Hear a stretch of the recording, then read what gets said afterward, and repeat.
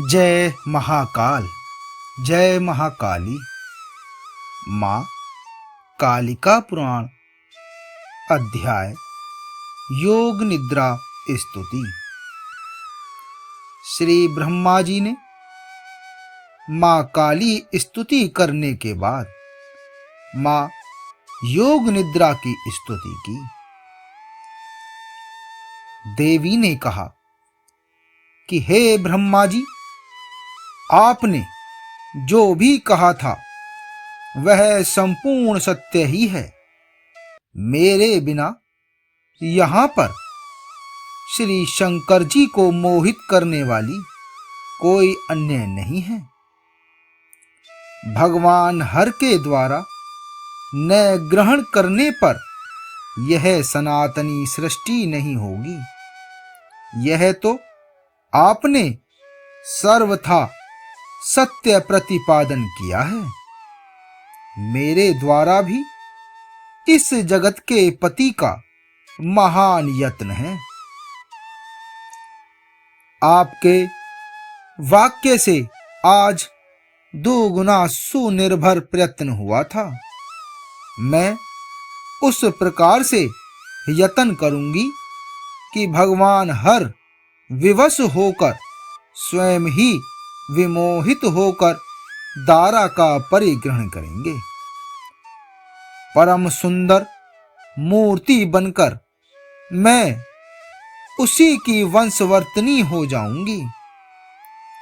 हे महाभाग, जिस तरह से भगवान विष्णु की वशवर्तनी हरि प्रिया रहा करती हैं, उसी तरह से वह भी यहाँ पर मेरे ही साथ वशवर्ती हो जाएं और मैं उसी तरह से करूंगी और हर को अपना वशवर्ती बना लूंगी, जैसे अन्य साधारण जन को कर लिया जाता है।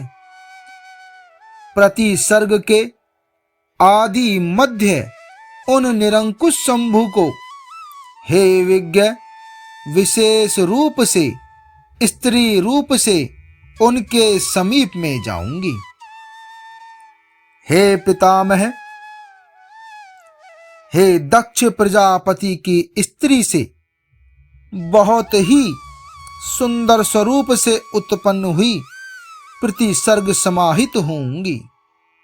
इसके अनंतर देवगण जगतमयी विष्णु माया मुझको रुद्राणी शंकरी इस नाम से कहेंगे। उत्पन्न मात्र से ही निरंतर जिस प्रकार से प्राणी को मोहित करूं, ठीक उसी भांति से प्रमथों के स्वामी भगवान शंकर को सम्मोहित कर लूंगी। भूमंडल में अन्य साधारण जन जैन वनिता के वश में हो जाया करता है, उससे भी अधिक भगवान शंभु मेरे वश में वर्तन करने वाले हो जाएंगे। विभेदन करके अपने हृदय के अंतर में लीन और भुवनाधीन जिस विद्या को महादेव मोह से प्रतिग्रहण कर लेंगे, इसके उपरांत मार्कंडेय मुनि ने कहा, हे द्विसत्तमो, इस प्रकार से श्री ब्रह्मा जी से कहकर जगत के इस त्राष्टा के द्वारा वीक्ष्यमाण होती हुई वह देवी फिर वहीं पर अंतर्ध्यान हो गई थी। इसके अंतर्ध्यान होने पर लोकों के पितामह धाता वहां पर गए थे, जहां पर भगवान कामदेव स्थित थे। हे मुनि श्रेष्ठो, श्री ब्रह्मा जी महामाया के वचनों का स्मरण करते हुए अत्यधिक प्रसन्न हुए थे और वे अपने आप को कृतकृत्य अर्थात सफल मानने लगे थे। इसके अनंतर कामदेव ने महात्मा ब्रह्मा को हंस के यान के द्वारा गमन करते हुए देखकर शीघ्रता से समन्वित होकर उनके लिए अभ्युत्थान किया था। उसके उपरांत उन श्री ब्रह्मा जी को अपने समीप में आए हुए देखकर परम हर्ष से विकसित लोचनों वाले कामदेव ने मोद से युक्त समस्त लोकों के स्वामी श्री ब्रह्मा जी का अभिवादन किया था। इसके अनंतर भगवान ब्रह्मा जी ने प्रीति से मधुर और गदगद वचनों से कामदेव को हर्षित हुए कहा कि जो विष्णु माया देवी ने कहा था वही कहा था।